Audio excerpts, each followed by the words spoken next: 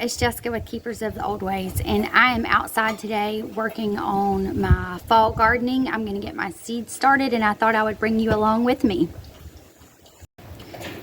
Okay, today I'm going to get my fall seeds started, and I like to start them in this, the Miracle-Gro seed starting potting mix. And then I am also going to be using my Hoss Tools seed trays. I absolutely love these. We've had these for a couple years now, and they have lasted through the move. They've been chunked around by kids when we're planting and transplanting. I highly recommend these. And let's get these seeds started. And so I'm going to just fill my trays up with my potting mix. And I just put it in. I don't have a clean way. Y'all should know by now I am a messy person when it comes to doing things. But I'm going to plant some cabbage, some kale, some collards, some red mustards, and I'm going to get some broccoli and cauliflower started, if I can get my words right. And I'm also going to go ahead and get my beets going. I like to transplant my beets. I've seemed to have better luck with transplanting them than just direct sowing them. So I'm going to go ahead and get those started as well. And I overplant on everything. I plant too many seeds to start with, just in case something doesn't work out and some of the seeds do not germinate, or something gets overcrowded. You never know. Sometimes some seeds seem to take off better than other ones. So I've got my tray filled up with my potting soil. And we're going to also be using our Hoss Tools seeds. I don't know if you can see that, but this is the kale. I prefer the Blue Ridge kale. My husband likes the lacinato kale, so I'll be planting a little of both. And then let's see, I have the Snowball cauliflower, we like it, and some of the Flame Star cauliflower, as well as I have a couple varieties of cabbage we like to plant. We like the early round Dutch, and my grandmother loves the Charleston Wakefield, the football shaped cabbage as we call it. That's her favorite, so I like to plant her some of that as well. And then we have the Kestrel red beets we like to grow, and the red mustards that we like to grow, as well as the Georgia Southern collard and the Top Bunch collard. Now I have some like kohlrabi in here. I'll wait to do that. And I also have what else? Oh, my lettuce. I won't start that. It's a little hot, and my Swiss chard. It's a little hot for that as well. So those are the things that I'm going to be planting today, and you can just come along with me. So when I do this, I like to just take a little marker or a little stick, whatever I have around, and I actually have a little stick that I'm going to use to go through and just make a little spot for the seeds to drop in. And I'll go through and do that on each one of these cells. And then I also ordered off of Amazon these cute little stakes. They're plastic to label each row what it is, and I use just a black Sharpie to label that as well.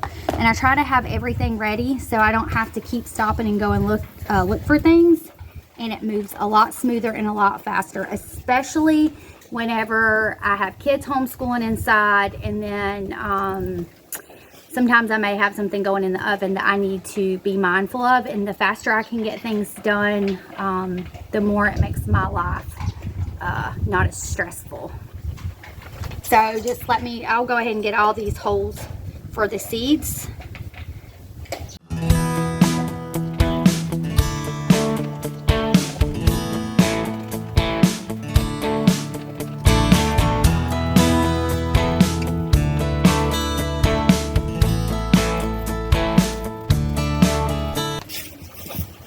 Okay, so I have all of my holes ready for my seeds, and so I'm going to start with the Charleston Wakefield cabbage, if I even have any in this now that I'm realizing I may need to go in and find.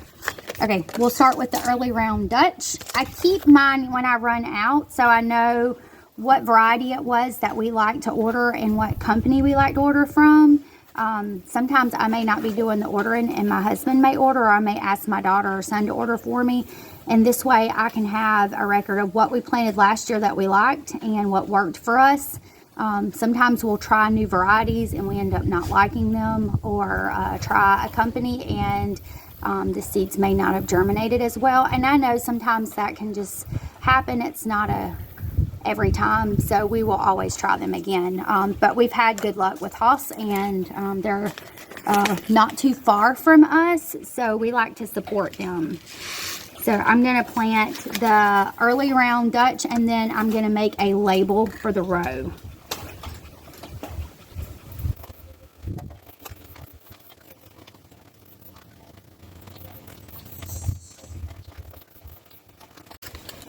So I have 3 rows planted of this Dutch cabbage, and I'm going to make a label for that and stick it in here.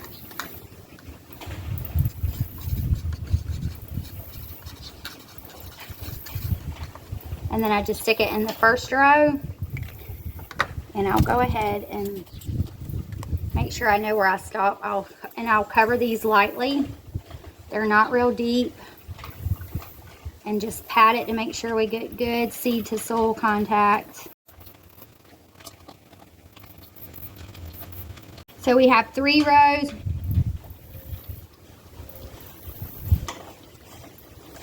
3 rows of 18 of the early Dutch cabbage. We like cabbage, but we also share with our neighbor, with my father-in-law, with my parents and his parents, and some of the people at church, so we don't mind to overplant. And if we have an abundance and I'm really busy with the event, or he's really busy with the boat business, we don't mind just to give stuff away and me not put it up if we don't have time for it.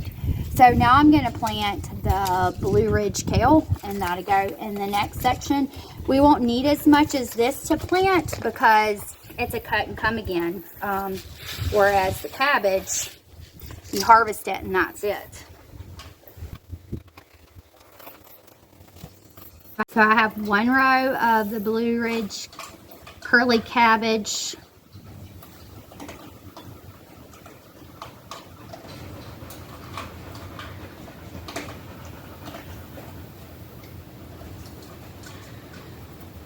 And then I'll do 1 row of the Lacinato kale cabbage.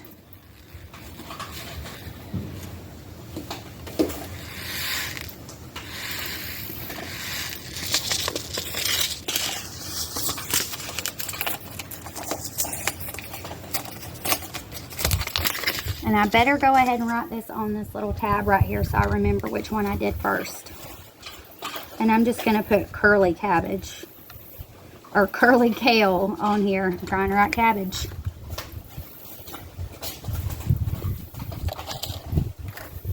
And then the other one, I'm just going to write dino kale on it, because it's also known as dinosaur kale.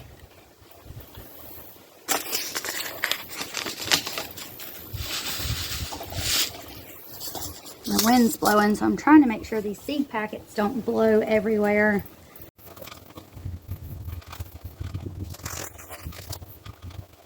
Okay, so now I am going to plant our red mustard seed. If I have any left in this one, I may have to open a new one.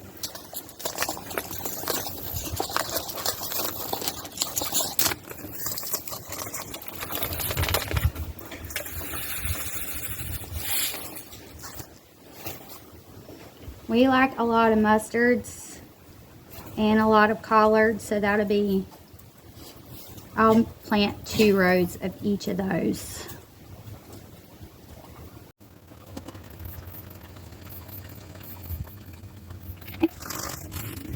And then the next thing I'm going to plant is our collards.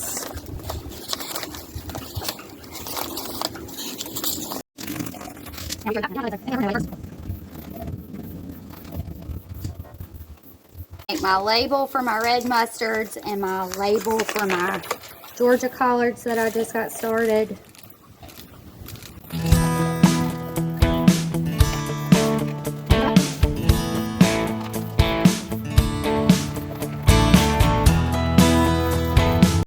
Okay, that's one tray of fall seeds started of my greens, and then I'll get another tray started, and I'll make sure I get in there and order me some of the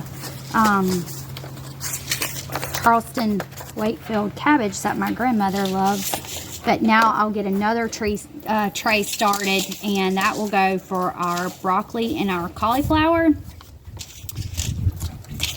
and our turnips. And we like to use the purple top turnips. And let's see if I can find my broccoli. I may have left my broccoli seed inside. Okay, so I can start on these 3 seeds or 2 seeds that I have right now.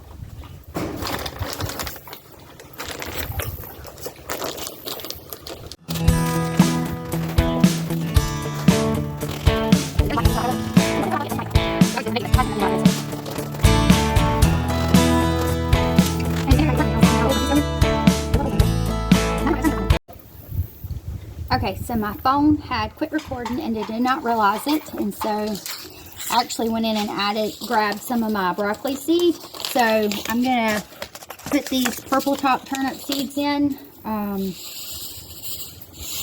That's where we had left off, so I'm gonna finish that and then I'll put the broccoli in. So I'm gonna put these in.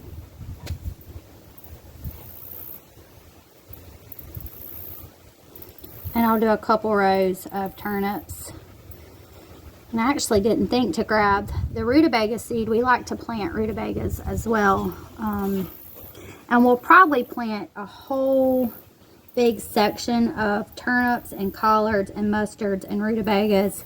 That way we can feed them to the animals as well. So not just for us. That will help supplement some of the feed costs and allow them to be able to have an area that we could forage them on or harvest some of it.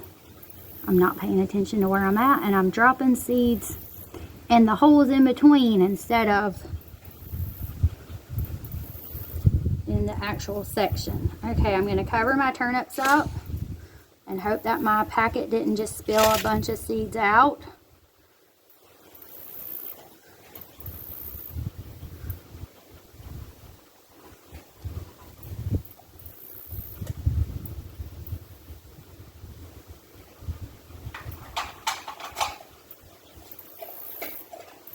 Okay, so I did 2 rows of 18 of the turnips.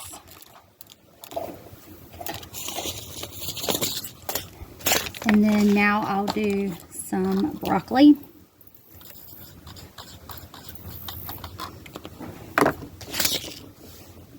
And this is just broccoli seed that we got from our local co-op.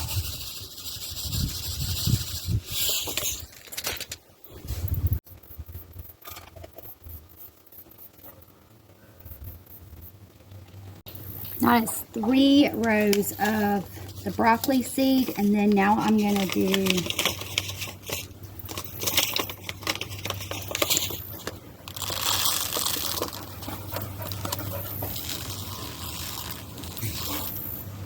I'm going to leave the last 2 rows for whenever I get the Flame Star cauliflower seeds out here to put there. So I'm going to go ahead and mark where I stopped for the Flame Star and cover these up.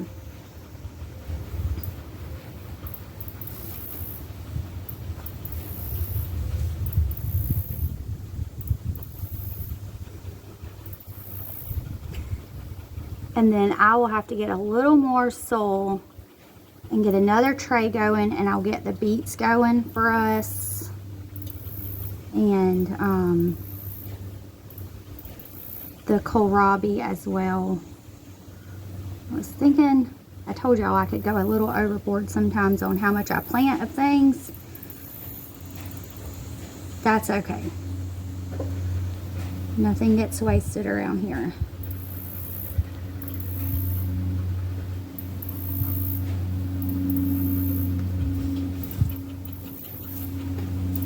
Then I'm going to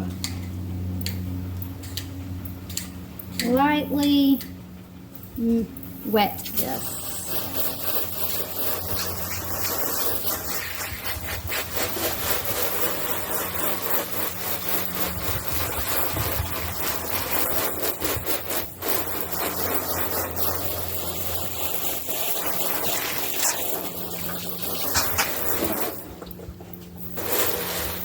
Okay, y'all, so now you'll see how I start my fall seeds.